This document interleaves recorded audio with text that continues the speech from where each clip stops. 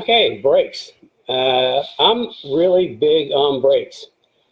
Brakes are important, and I like really, really good brakes for a couple of reasons. Number one, they help you stop when you're going really, really fast.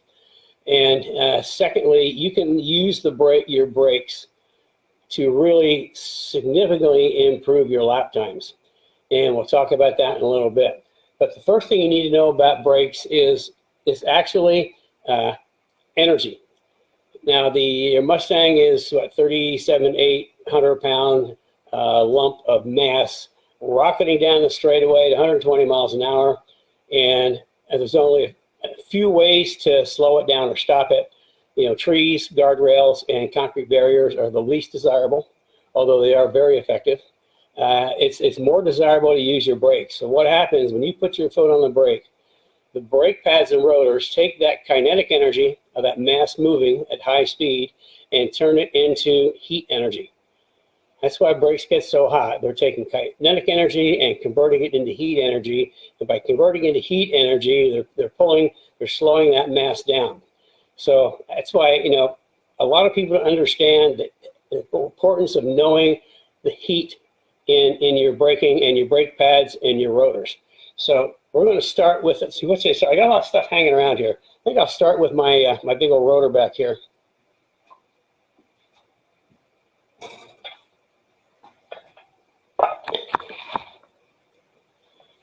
Okay, this is a two-piece slotted rotor. I'll tip this down a little bit. If you can't afford a big brake package and you want to improve your brakes, get a hold of this. We'll get you set up with two-piece slotted rotors. Now, two-piece slotted rotors do a lot of things. First, they're lighter than the factory. Secondly, they have these slots. Now, what these slots do is it has two functions. One is to help clear brake dust. The second is when you've got a brake pad on a rotor at high temperature, they actually will build up gas on the trailing edge of the pad. Back in the early days in the 86 Celine cars, in the racing the Escort, the SCCA Pro Endurance Series, I mean, we had obviously had to change brakes multiple times in 12 and 24-hour races.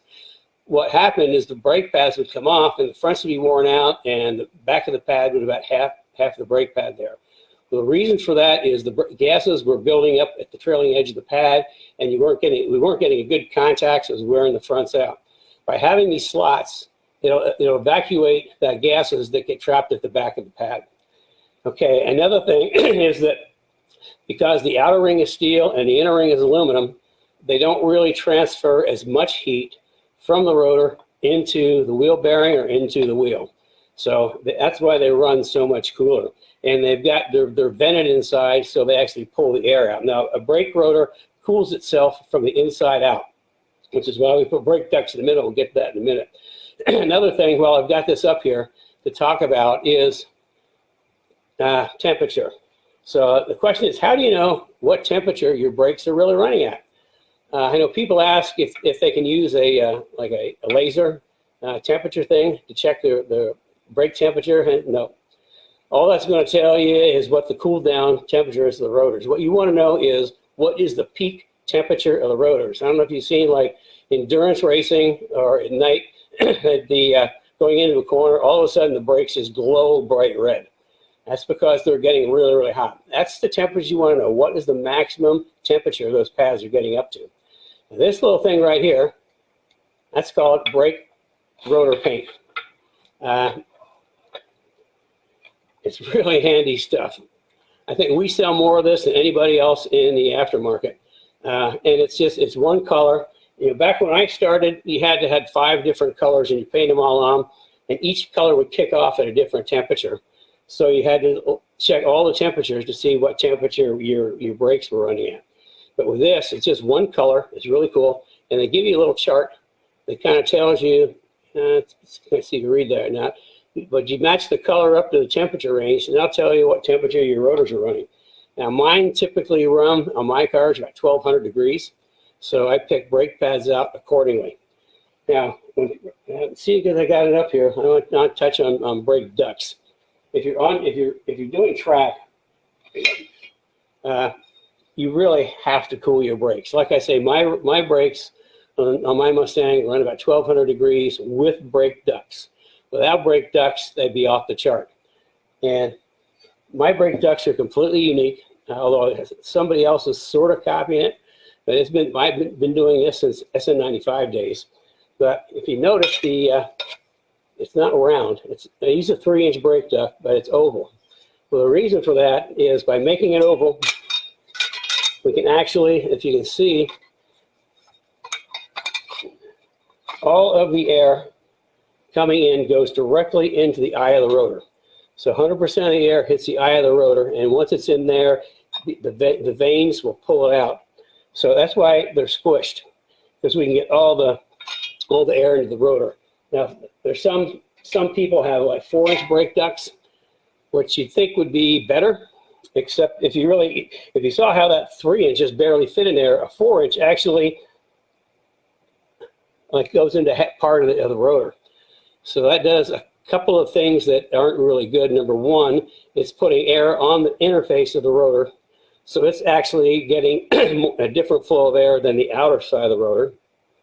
And also, as the air comes in and hits it, it kind of disrupts the flow because it has to tumble and go around it into the center. We did a back-to-back test, 2010, with my 3-inch brake ducts on my car and the 4-inch brake ducts on the Ford Racing FR500S cars. And the overall rotor temperature was similar. Mine was just a few degrees cooler, but the big difference is rotor temperature on mine was the same inside and out. Where with the 4-inch, it was cooler on the inside and hotter on the outside, which explained why the outside pads wore more than the inside pads. So that's why brake ducts are so important. Now that's the S197 brake duct. We've got it for SN95, again with the oval. And something interesting for the 550 cars, it got such a big rotor, we didn't have to squish it. So just a 3-inch hose goes straight into the rotor and cools it down. Okay, another important part of brakes is, there we go, braking is brake fluid. You really, if you go on track, you absolutely have to have high temperature brake fluid because the high heat will boil regular brake fluid. And what happens is it boils, you hit the brake pedal, and you got nothing. You got absolutely nothing. So we actually switched over a year or so ago to the Bear is having this formulated in the UK. And it's about the highest dry boiling point of 608. And it's a lot more cost effective than some of the fancy brand name brake fluids. So that's what we've switched to. And at the track, I tell people, bleed your brakes a lot. Bleed them before the event, bleed them Saturday, and bleed them Sunday. And I always like fresh brake fluid in my calipers.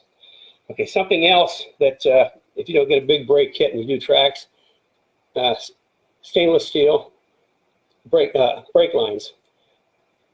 But the reason for that is, stock brake lines are rubber, and certainly it's heavy duty, stress tested and all that. But when you start seeing really high temperatures in your brakes, the fluid's going to get hot, which means the brake line is going to get hot. And if rubber starts getting hot, it starts to get a little soft. So you do have the opportunity for, if you're getting really hot brakes, you hit the brake pedal, and that brake line is going to just a little bit, which is going to take some of your pedal feel away. Or if you've got stainless steel lines, they've got it's a solid Teflon inner lining, which means there's absolutely no give at all. I mean, you got a rock hard brake pedal no matter what. So that covers rotors, paint, ducts, fluid, lines. Now let's talk about brake pads themselves. Okay, here's a little chart I put together of the brake pad system that we've kind of developed. This is what we switched over to about a year or so ago. It's working out really, really well. And you can see each one of these brake pad compounds has a different operating range. And if the street performance goes from 0 to 800, now a regular OE type pad, I mean, I don't know for sure, but I'm guessing that they work from like -20 to maybe 300-400 degrees. But above that, they'll wear out really fast. There's three elements to brake pads: wear, heat, and friction. If you're living in the optimum range for the brake compound, you get good wear, good friction, and good heat. If you have a compound in like a street pad that on track, and you start getting above the operating range of the compound, then the wear increases dramatically and the friction decreases dramatically. So that's why I always have to pick the right brake pad for the right application. So these are the pads that we now offer, and I'll kind of go through them. The street pad, street performance is good from 0 to 800, which is a little more than other performance street pads. And then we've got an autocross pad, which goes from 0 to 1,000, which should be more than enough temperature to handle brake temperatures on autocross. In fact, a lot of autocross could probably get by with the street performance, but the autocross pad up to 1,000 degrees would be even better. And then there's the novice track. If it's first time or so on track, then you're not going to see really high brake temperatures because you're not going to really get into really hard braking. But after a couple of events, you're going to start braking harder and harder, and the temperature is going to continue to rise. So the going from 74 to 1250. Now this is also a pad you could drive to the track, although because it's more of an aggressive compound, I really wouldn't be recommended for daily driving because you'd probably pick up some dust and noise because it'd be operating below its desired operating temperature. But that's from 74 to 1250. Kind of gets you through the first couple of track days, and you can drive it to the track. Now the next pad up is from 118 to 1400. My brakes on my car run about 1200 degrees, and this would be an okay pad for that. But that 1200 degrees is really close to 1400 degrees. I want to be closer to the middle of the operating range. So the next pad up goes from 173 degrees to 1800. That is kind of like a really good pad for track days because if you're running 1200 degrees, that's sort of in the middle, and that's where you want to be. But there's like little combinations like for a lot of track people. I'll have them use the 1800 and 1400, 18 on the front, 14 on the back. Maybe for some people that really aren't advanced, might even go with 1400 front and 1200 rear. And then we keep going up from there. I mean, the harder you drive, the faster you go. The more aggressive brake pads you need, the more temperature you make. And then we've got a race pad that's from 225 up to 2100. And then we've got a pro race pad that goes from 610 to 2100. Now you really need to match your pad to your temperature. I talked to a gentleman maybe 2 weeks ago in one of my 15-minute consults. We were talking about brake pads, and he said, the brand that we were using now, he didn't like them at all. He said they were terrible pads. And I said, well, what compound were you using? He said, I was using the 18. He said, the guy that sold it to me said, I have a heavy car, it was GT500. I have a heavy car, I needed the best brake pad. Well, you take a look at that, and the operating range is from 610 to 2100. Which means that, if your brake pads aren't operating in that 14, 15, 1600 range, they're out of range. So what's happening, he had too aggressive a pad. He wasn't getting them nearly hot enough. So they didn't work very well. They made a lot of dust and they squeaked. That's something, if you ever hear like a car on track, on a racetrack and the brakes squeak, their compound is too hard. They need to drop down a temperature range.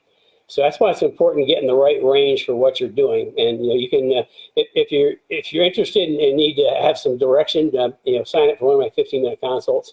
We'll talk about your car, what you're doing, and I'll come up with some compounds for you.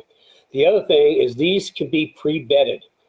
Now, what is brake bedding? Well, anytime you've got like a competition pad, they have to be bedded. What that means is they have to reach critical temperature so all the volatiles from manufacturing boil out of the pads, and that's done by repeated high-speed stops. Stop, let it cool a little bit, stop, let it cool a little bit, and you keep doing that until one time you hit the brakes really hard and the pedal is hard as a rock and you smell brakes. That tells you that that's the time to stop. and you take your foot off the brakes and you gently drive back to the pits, let them cool completely, and the next time you go on track, you have demon brakes. So with these, we can get them pre-bedded, because typically that'll eat up at least one session bedding brake pads. And so this kind of eliminates that. You can just put them on and go. So, and then also with rotors, you need to kind of season them. You got new rotors, you can't go out and hammer the brakes. You got to, you know, bring the temperature up gently to get to the point of operating. So that's why it's so important to get the right brake pad for the right application. You know, if you've got too soft a brake pad, like the 1200, and you're running a Mustang pretty fast, and you're going to be right up on the edge of that 1200 degrees, and they're going to, will it take it? Yeah, it'll take it, but you're going to see a rapid increase in wear and a decrease in friction. So, and then the same thing, if you get too aggressive a pad, it's just the opposite. It's not going to work. So, okay, that's my little chart on brake pads. I think that's everything on brakes today.